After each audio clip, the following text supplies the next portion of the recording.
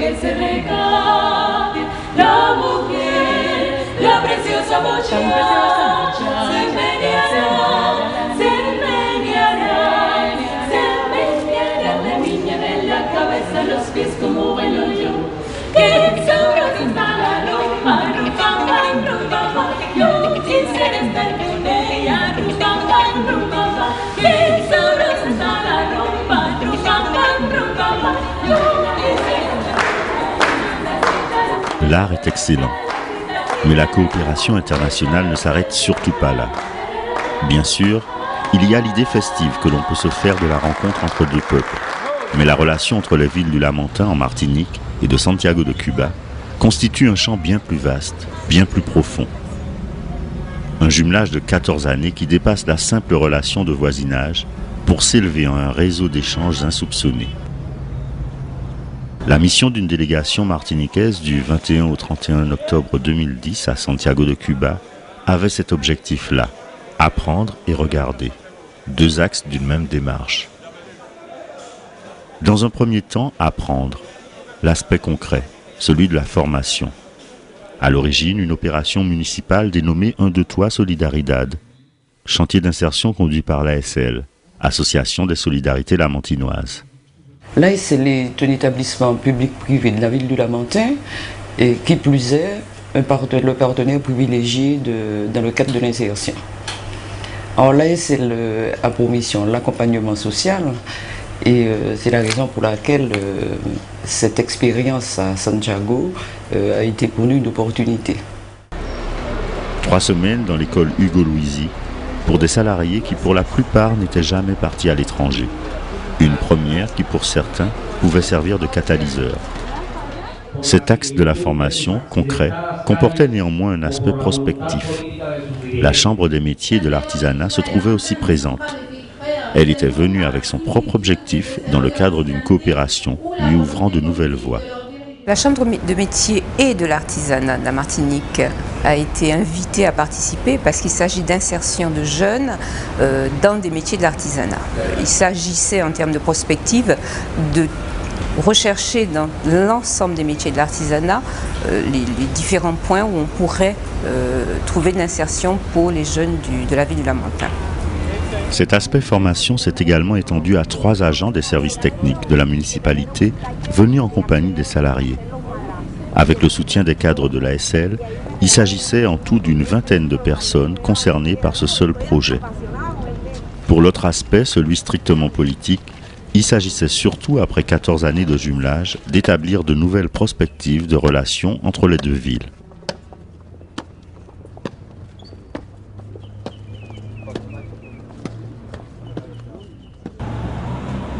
Pendant ce temps, les salariés lamentinois et les cadres délégués par l'ASL découvraient de nouvelles méthodes de travail.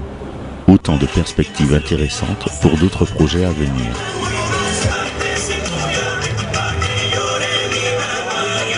Dans le cadre de cette mission, rencontre principale, le ministère de l'Éducation et le directeur de l'école où justement ces jeunes sont actuellement en formation. Donc l'école Hugo Louisi, parce qu'il était important d'une part de bien comprendre le système éducation de Cuba, qui diffère très peu du système français, mais aussi de rencontrer le directeur de l'école afin de voir avec lui dans quel métier nous pourrions par la suite, dans le cadre de la coopération, envoyer des jeunes ou des artisans.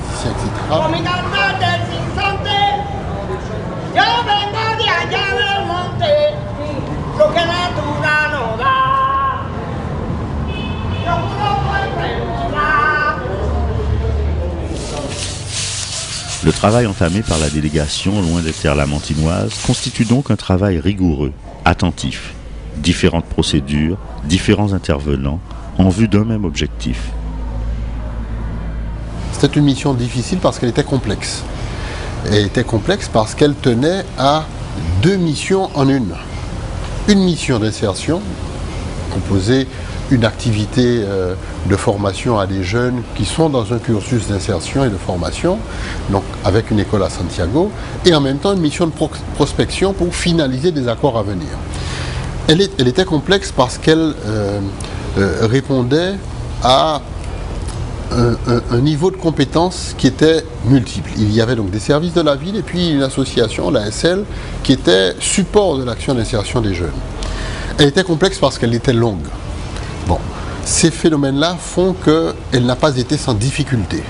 Ces difficultés-là sont faciles à comprendre, hein. Tous ceux qui ont déjà organisé des missions savent que rien n'est tout à fait comme on prévoit. On essaie d'être au plus près des réalités, mais il y a à chaque fois des incidences financières, des variations financières, il y a des tracasseries administratives, il y a ce qui est humain, des comportements individuels ou collectifs qui sont quelquefois pas tout à fait en accord avec ce qu'on avait prévu, mais ça existe et ça arrive toujours dans des missions. Donc la mission était difficile, il a fallu la conduire avec tact et avec quelquefois un peu d'autorité, mais je dois dire que le résultat est intéressant. D'autant plus intéressant que la délégation martiniquaise a été l'acteur surprise d'une cérémonie pour le moins agréable. Plusieurs membres ont été décorés pour le travail conséquent qu'a pu faire la municipalité du Lamentin au titre de ses 14 années de jumelage. Mais c'est surtout le maire, M. Pierre Samo, qui fut célébré puisqu'il fut élevé au titre de fils illustre de la nation. Une décoration qu'aucun Martiniquais, aucun Français n'avait à ce jour reçu des mains d'un maire de Santiago. Les festivités eurent alors tout lieu d'être et ainsi conclure la visite de la délégation.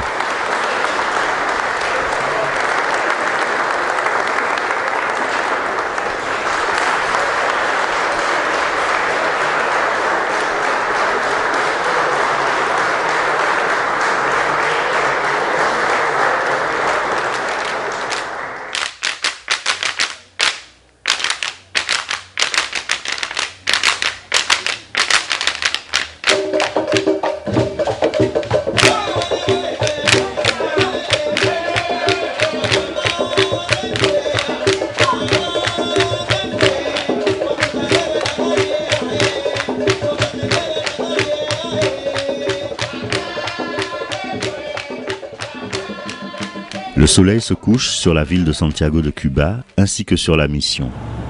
Mais un autre jour se lève. Le travail n'est pas fini et se poursuit dans l'ombre.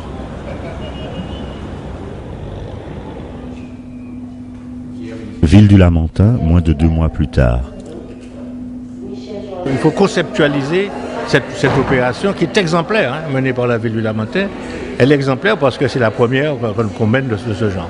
Il s'agit quand même d'un certain nombre de jeunes qui travaillent ici, en insertion, on prépare ensuite qu'ils vont faire une immersion en pays étranger, en l'espèce Cuba. Donc, comment arriver finalement à tirer de cette expérience un modèle, c'est-à-dire un type d'action que l'on pourrait reproduire ailleurs. Et je crois que c'est ça l'intérêt.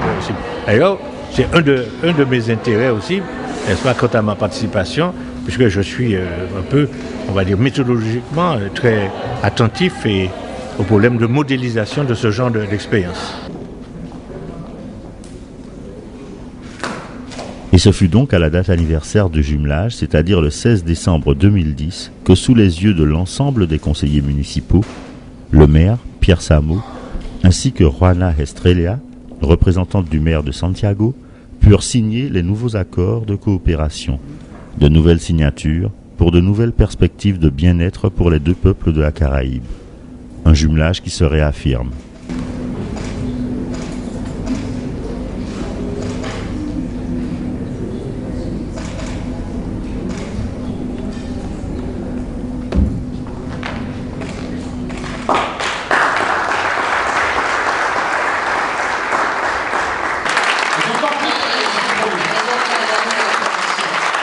Encadrement et salariés ont pu participer à la réussite d'un projet qui voit son apothéose publique dans la remise de diplômes. Mais dans l'intimité des foyers lamantinois, la récompense est bien plus grande. Ce n'était plus seulement un diplôme, mais un changement d'attitude. Le voyage à Cuba était l'occasion pour certains salariés d'une véritable prise de conscience. Un changement que les parents, mères, sœurs, frères, furent les premiers à partager. Ces jeunes nous ont démontré leurs possibilités, nous avons constaté qu'ils sont devenus des adultes, et les adultes de demain aussi. Je crois que c'était très très important pour eux de faire ce voyage. et de vivre cette expérience. Ils nous ont permis, nous à l'ASL,